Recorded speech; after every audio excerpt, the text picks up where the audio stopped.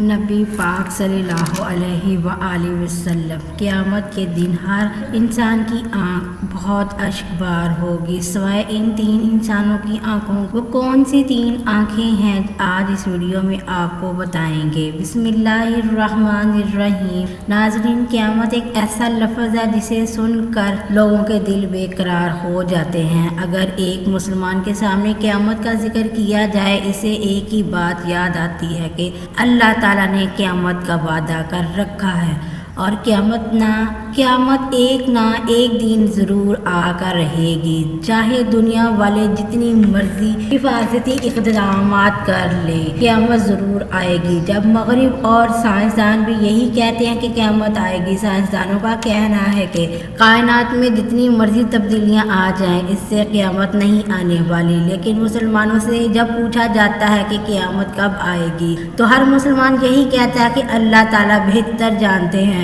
جب رسول پاک صلی اللہ علیہ وآلہ وسلم سے پوچھا جاتا ہے تو آپ کیا فرماتے ہیں؟ ایک دفعہ بارگاہ نبوت میں ایک آدمی آیا، اس نے رسول صلی اللہ علیہ وآلہ وسلم سے عرض کیا، یا رسول اللہ صلی اللہ علیہ وسلم قیامت کب آئے گی؟ جناب رسول صلی اللہ علیہ وسلم نے فرمایا، بے شک اس بات کا علم صرف میرے اللہ کو ہے کہ قیامت کب آئے گی۔ ہمارا یقین، ہمارا ایمان ہے کہ اللہ کا وعدہ سچا ہے، قیامت ضرور آئے گی۔ کب آئے گی اللہ بہتر جانتا ہے۔ اللہ نے جنس و انس کو صرف اپنی عبادت کے لیے پیدا کیا۔ جو اس دنیا میں نیک اعمال کرے گا اللہ کو راضی کرے گا، اللہ نے اس کے لیے آخرت میں انعامات رکھے ہیں۔ جو لوگ اس دنیا میں اللہ کو ناراض کرے گا، اللہ نے اس کے لیے آخرت میں عذاب تیار کر کے رکھا ہے۔ اللہ رب العالمین یہ بھی ارشاد فرماتے ہیں، میری عزت کی قسم، میرے جلال کی قسم، میرے بلند مرتبے کی قسم، جب تک میرے بندے مجھ سے مغفرت طلب کرتے رہیں گے میں انہیں معاف کرتا رہوں گا۔ انسان کی خصلت یہ ہے کہ وہ نسانیت سے محفوظ نہیں رہ سکتا، اس کے تحت دانستہ یا نادانستہ گناہ کر بیٹھتا ہے، لیکن بہتر انسان وہ ہے جسے گناہوں کے بعد یہ احساس ہو جائے کہ اس سے غلطی ہو گئی ہے۔ اگر اس نے توبہ نہ کی تو یہ توبہ غلطی اللہ تعالیٰ کو ناراض کر دے گی۔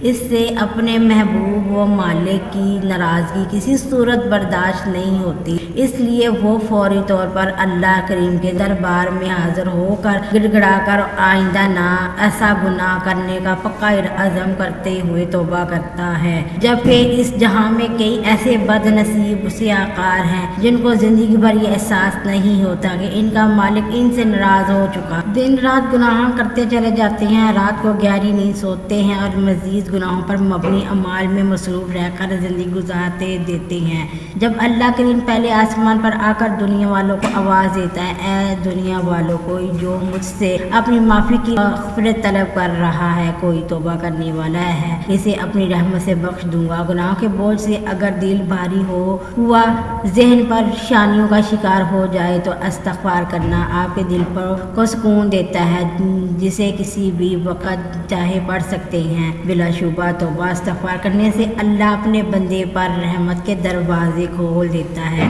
ہمارا دین ہمیں گناہوں سے بچنے کا درس دیتا ہے، لہٰذا اگر خلوص نیت کے ساتھ توبہ کی جائے تو بارگاہ الہی میں قبولیت کا درجہ پاتی ہے اور گناہوں کا خاتمہ ہوتا ہے۔ اللہ تعالیٰ نے قرآن مجید میں مسلمانوں کی فلاح کے لیے استغفار کے بڑے فائدے بیان کیے ہیں۔ قرآن پاک میں ایک جگہ استغفار کی اہمیت اس طرح بیان کی گئی ہے، اپنے رب سے معافی مانگتے رہو، بے شک وہ ہمیشہ معافی دینے والا ہے، یعنی صرف اللہ سے رحمت کے طلبگار رہیں کیونکہ وہ ہمیں معاف کرنے والا ہے۔ ایک حدیث کے مطابق نبی کریم صلی اللہ علیہ وسلم نے فرمایا، اللہ تعالیٰ اسے اپنے عرش کے سائے میں جگہ دے گا جس نے تنہائی میں اللہ کا ایسا ذکر کیا کہ اس کے آنسو جاری ہو گئے۔ خلوص دل سے اللہ کی بارگاہ میں معافی طلب کرنے سے دعاؤں کو قبولیت کا شرف حاصل ہوتا ہے۔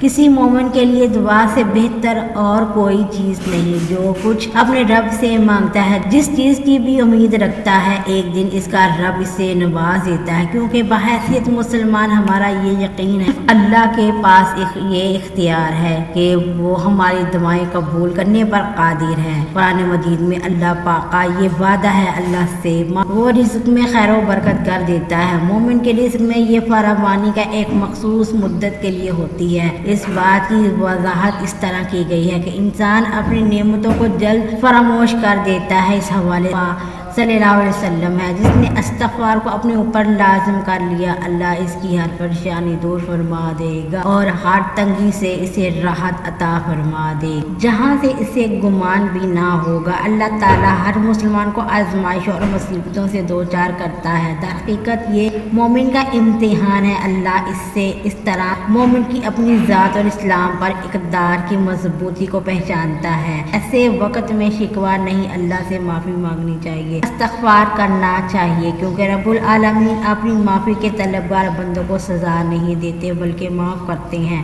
اور عام زندگی میں ہمیں بھی یہی طرز عمل اختیار کرنے کا درس دیتا ہے۔ توبہ و استغفار کی فضیلت بندے کے لیے اللہ کی رحمت اور فضل کے دروازے کھول دیتی ہے۔ بے شک اللہ تعالیٰ بہت رحیم و کریم ہے، اور ہم جب اس سے گڑ گڑا کر معافی کے طلب کرتے ہیں تو ہمیں ہدایت عطا فرماتا ہے، اپنی رحمتوں سے نوازتا ہے، ہمارے دل اپنی جانب راغب کر دیتا ہے۔ قرآن مجید میں استغفار کرنے والوں سے اللہ نے وعدہ کیا ہے کہ وہ اس کو اپنے بے پناہ فضل و کرم سے نوازے گا، اس دنیا میں بھی اور آخرت میں بھی۔ ناظرین، اب آپ کو ہم بتائیں گے کہ یہ وہ 3 آنکھیں کون سی ہیں جو قیامت کے دن شمار نہیں ہوں گی۔ نمبر 1، وہ آنکھ جو اللہ کریم کی حرام کردہ چیزوں کو دیکھنے سے باز نہیں ہو رہی، یعنی اس آنکھ نے اللہ کی کسی حرام چیز کو نہ دیکھا اور نہ استعمال کیا۔ وہ بصر میں ایک بڑے بزرگ گزرے ہیں، ان کے بارے میں کتابوں میں لکھا ہے ایک معمولی سی غلطی پر 40 سال کے آنسو بہتے رہے۔